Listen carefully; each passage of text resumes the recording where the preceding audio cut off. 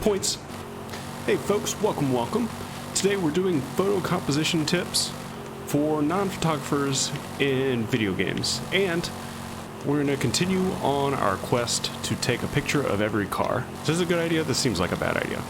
So I peruse a lot of video game forums with photos on them, and a lot of the photos are good, but with a little bit of work, just a few tips and tricks, they could have been really great. So I wanted to make a video just going over some of the basic photography composition tips. So if you see a photo of basically the same object and you're wondering why that photo is better or worse than another photo, the answer most of the time is in the photo composition, just how things are arranged. It's nothing super complicated. So I am going to try to give you guys the basic tips, starter tips for composition, and you guys can take that where you need it. A big caveat for this is that these are really more guidelines than rules. You will see people break these and make fantastic photos breaking these composition rules or ideas, and that's fine. The main point is to make sure you're aware of them, but it's okay to break them if you're doing it intentionally. The only thing you want to avoid is accidentally breaking them and making the photo look some way that you didn't intend to. As long as you're breaking these rules intentionally, they're totally fine to break. It's just good to know that you're breaking the rules when you do it. So with that, let's get going. And the first tip, I think, is pretty easy to get anywhere. And that tip is simple is better. Just in general, your photo really needs a subject, which is my horribly beat up car in this case. But adding in too much other stuff is a problem. So typically you want your photo to have a single subject or a couple subjects, and all of those subjects should take up most of the photo. The less other stuff outside of the subject you have, typically the better. So in this case, this photo actually looks all right because the car is the focus. There is other stuff in the background, but it's blurred out. You can see a little bit of color in the green back on the very far left, and that's a little bit distracting. You might want to blur that out a bit more, or even try to cut that out of the picture to get more green, but then you open it up to more road and more blue on the right. So you have to sort of balance that. I think this way is probably best. That little bit of distraction on the left is less than the giant bright blue sky. Having the sky in your photo is a deliberate decision you need to make. So in this case, I'd do this. Yeah, something like this. Something to note here is with the effects, it actually simplifies the photo a lot. The ground is blurred out, the trees are blurred out, but the car is in focus. If you change the focus mode, the subject is blurred, and then all the garbage in the background. Yes, I want to exit. No, I don't want to exit. No. Okay, we're back. Slightly different photo, but same idea. So this is a good, pretty simple photo like this, but if we turn the shutter speed all the way down, it doesn't look as good. And the reason for this, you might just think the blur looks nice, but it's not that the blur looks nice, it's that the blur obscures all the details in the background.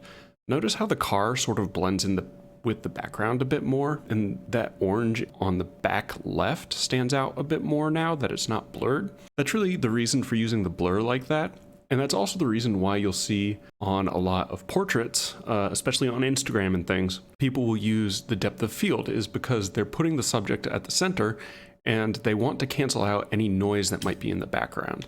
So if you crank that up, you can see the subject stands out a lot more from the noise in the background, and the noise in the background is all sort of blurred together, so it all takes sort of the same form. There's less detail and less just random garbage there, so the photo tends to look better. It's easier for your eyes to process.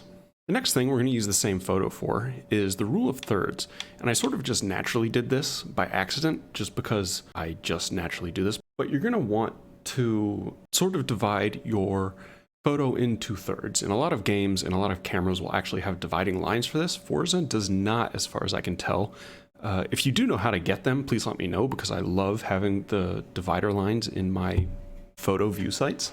But here you can see the photo is sort of divided up into a couple different sections. You've got the left, the right, the top, the bottom, and the center. The center has the headlights. The right side of the photo really has the bulk of the car. The car, probably where the driver is close to the 2/3 line. So that's pretty good placement there. You can see on the bottom left, the road is probably at the 2/3 line from the bottom of the screen. The sky is sort of at the 2/3 line at the top of the screen. The green sort of goes through the center. And on the left, you've got a pretty empty space. If you don't divide it up like this, if you just slap the car in the center, it looks okay, but it doesn't look like quite as dramatic. And even here, I'm doing it more, right? Like if you just put your car down at the bottom on the bottom half of the screen like this, it doesn't really work out. So try to think about the rule of thirds. And the rule of thirds is probably the first thing you'll learn if you look anything up on composition in photography or painting or anything like that. So just look it up. The next thing you'll notice I did is I put the car going from right to left on the screen. And why did I do that? Well, I did that because on the left of the screen, there's open space. If I compose this photo this way, I would put the car on the left of the screen going left to right. In a lot of these games, you're taking a photo of a moving subject. So what you're going to want to do is have the subject moving through the photo. If you move it like this, ta-da! If you move it with the car on the right-hand side of the screen and also moving to the right, it's about to move off the screen. Typically, you want it going into the screen. And the reason for that is, think about how your eye looks through this photo. You see the car, maybe you start at the back of the car and you go to the front of the car, the headlights. You're sort of expecting it to move forward, and people will sort of naturally read the photo that way. And that means the last third of the photo, they're not gonna read. And that means the last third of the photo, they're just not gonna look at. Their eye will start at the back of the car, go to the front of the car, leave the page, and they'll find the photo less interesting because you're not using the whole screen. If you do something like this, you're actually going to lead the viewer's eye through the whole photo because they're going to look from the back of the car to the front of the car and probably down to those motion lines at the bottom right of the screen. So it's actually a much more interesting photo. It makes much better use of the whole screen. If you just put the car on this side of the photo, driving out, it makes it look like the car just doesn't want to be there, which, that's sad. So the next thing to talk about is balance. Balance is making sure that every part of the photo is sort of balanced, as the name suggests, with other parts of the photos. So if one part of the photo is really empty and then another part of the photo has a lot going on, it can really make it feel like you're not using the whole screen or feel like an imbalanced photo, hence the name. So if I do something like this, even though this follows the rules I set out in the previous part, it's divided up roughly into thirds. The car is on the 2/3 line. It's driving into the photo. It's simple because the background is sort of blurred out. It actually doesn't really work that well because there's just so much blank space up at the top and the car is on just the left side. So you're not really making use of all the room that you have. You could make much better use of it just by zooming in. Last tip is we've got color. So in this case, we're lucky. We have the complementary orange color with green. So it's really red and green are the complementary colors, but orange is pretty close. So for example, if you're taking a photo of this car in a desert, the orange on orange might not look as good. And if you have a dark green car here, it might blend in with the background of the trees too much. So we're lucky here that our bright orange contrasts with the green, it contrasts with the blue. It's a pretty good color to pick. So I would try with a photo like this, and I sort of just fell into it because it's a sort of natural way to do this photo, is go from back to front. That's sort of how people look at cars. The diagonal is a nice line through the scene. Maybe it could get a little bit lower. You're taking up a good chunk of the space. You're not putting as much in the left, but that's where the car is moving. So I feel like it's okay to have a little bit of space there. There's not as much at the top. I sort of wish I could get my camera a bit lower, but I think because of the angle, I can't do that. We could do something like this to get it in the center, just tilt the axis down. Something like that, since it's coming downward through the photo. And that way, even though the left side and especially the bottom left are sort of empty, that's sort of where your eyes lead and you still get the motion blur from the line. Maybe pull away from the edge just a little bit on the right there. You don't want too much too close to the edge or else it can be sort of distracting. You've got a little bit of distraction from the orange on the left, but not that much. Okay, so let's try and walk through the composition one more time in one more photo.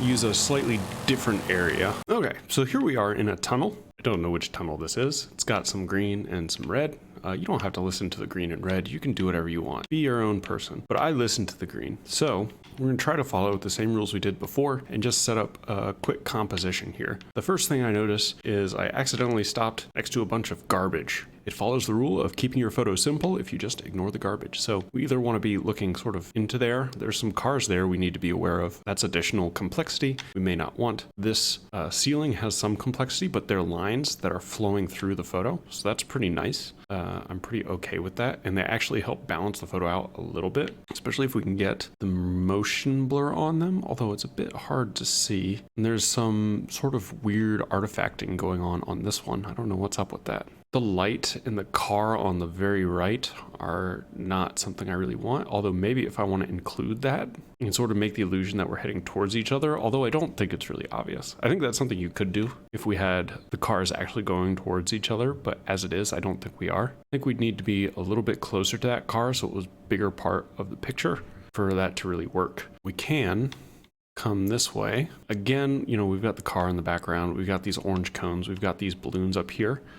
So those are all things we probably want to exclude from the picture unless we want them to be an actual part of it. And here I'm actually coming out of the photo again, so I don't like that. Something like this is okay, but we have this line jutting through the screen. And then these lines are sort of coming through the photo at the very last second. I think that's all sort of distracting. So we can cut out that stuff, but I'm not sure that works. And of course, doing anything this way is sort of rough because of these girders. Girders? Platforms? Steel beams? I don't know what they are. Something like this is reasonable. There's a lot of blank space on the left, but since there are cars coming towards me, we can actually sort of make use of that. And the whole going through the tunnel thing I sort of like. We're really taking advantage of the rule of thirds here, trying to have the car on the right and then the other cars on the left, and the center is sort of open because we're going through the tunnel. So I actually sort of like that one.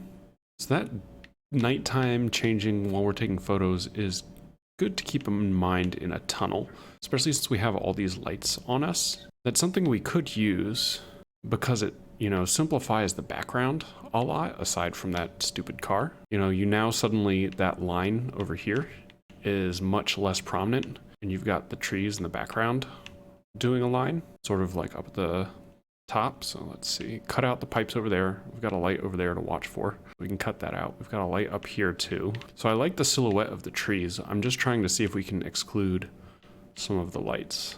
I don't think we can. And the car really loses its silhouette with those headlights, which is unfortunate. So I think probably this shot isn't going to work at night. It's just too dark. Okay, so trying this again. This is much better. I'm debating what to do with this front area here since there's a lot of stuff going on, but we can actually exclude that if we want. Have the car going through the photo, something like that. We've got the lines and the car going through the photo. The car actually shows up, which is nice. I like the smoke at the bottom as well. That's pretty good. Headlights in the front. There's not a ton going on here. You could also still do this. I feel like that's a little bit unbalanced and there's too much sort of garbage going on over here. But yeah, this photo was a little bit better. And then even I think trying to do something like this from the front with the green and red is actually doable as well, sort of coming at you. Maybe you have to wait for the cars to be in a different position, but I think it's pretty reasonable. I think this one is also pretty reasonable. You'll see I tend to go a bit low just because it helps fill up the space in the screen. So that's why I typically do that, is the higher you go, the more dead space you have up top. Something like this maybe. There's less smoke, but I like that a lot actually. Well, that's it for me. I hope you guys learned something and I hope you guys enjoyed the video. I'll be back later with more video photo videos. Video photo videos? Nah, we'll keep it. We'll keep it. Good outro. Good outro. I don't think anyone listens to the outros.